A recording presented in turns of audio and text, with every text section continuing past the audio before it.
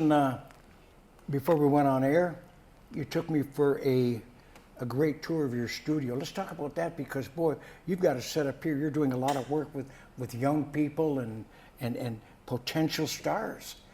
Writing songs, helping them write songs, recording them, doing the videos, doing everything. Tell us a bit about the studio. What do you call it again? Well, the studio is Vance World Media. So we're located in Scarborough, Shepherd and Midland area. I've been here about 4 years now with the studio. We built it from scratch, from nothing. And pretty well I've equipped it where we can shoot music videos, films, documentaries. I have 2 recording studios in here. Make beats for people, whatever it needs to be from A to Z. I want to talk about that because you like working with young people. It's very Students important. and you just like working with young creative people. Well, as I said, for us guys being out there for a long time, we need the younger people to keep feeding our mind. Because younger people, very intelligent in this day and age. There's a lot of information we get to grow. And if we could pass back that information, because we have resources now, we're older, we have studios, we have equipment, we have things that we have to reach back that people weren't doing that for us when we were at the same age. How's the response on that? Do you get a lot of kids coming through here? There is a lot of talent walking in here that is really trying. And being talented doesn't mean just being great on your vocal or being great on your instrument. It's the whole attitude, disposition of your soul, how you are, how your mannerisms are. And that decides if really going to be... How much do you love the music? Have you got a passion for the music? You know, we talked before about how some cities have great acts coming out. Detroit, Philadelphia, Chicago, New York. But it takes a certain person, like in Philadelphia it was Gamble and Huff. And in Detroit, of course, you had Berry Gordy Jr. Right. We need that here in Toronto. I mean, we're more populated than them, but I do not see enough talent coming out of this city. Of course, we got Weeknd, we got Drake, they're big news. We got Cox, who's doing pretty good now. But we don't have enough. In Detroit, man, what do you got? You got Stevie Wonder, Smokey Robinson, Marvin Gaye, Diana Ross. There was a stable. There was a community of musicians. Yeah. Here in Ontario, being in Toronto here, it's very vast. It's separate. We got Mississauga group, we got Brampton group, we have the West Indian group, we got the Jamaican group, we got different groups, and we're not working together. Detroit didn't have that in Philly. They were Afro-Americans. One group of people doing the same style of music. Now we have various musics being done. We got soca, reggae, Afrobeat, hip hop. So we're very diverse. So it's a matter of trying to pool this talent together and then weed out the non-serious people, because non-serious people hold back the whole process in Canada as musicians, as I've been a musician for so many years. Are we getting enough support from the public? Are we getting enough support from the corporate world here?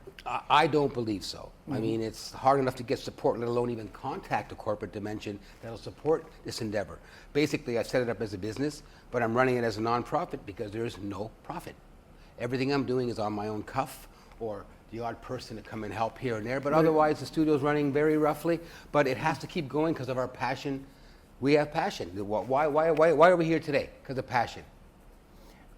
We're here because of passion. We're trying to help. We're trying to give back. You're wearing most of the hats yourself right now, because you're running this on probably on a shoestring budget. You're writing, you're directing, you're producing. That's a lot of hats. That's a lot of work. It's a lot of work. That's why I do have a team of people around me. Call in another cameraman, call in a film editor. So then when I have a certain budget to work with, I can call these people in to let them do their job so I could just direct, get the coffee, clean the toilet, do whatever I have to do to keep the place running properly. Yeah. Now, let's talk about some of the unions getting involved. Is that a possibility?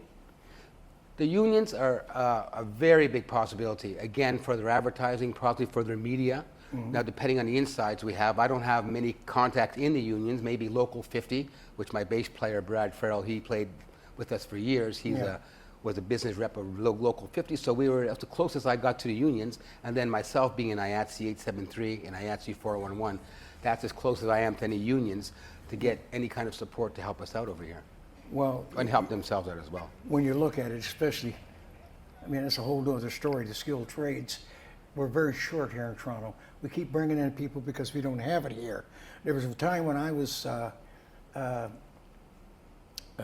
approached by the government and I became the only, one and only, in the history, the skilled trades ambassador.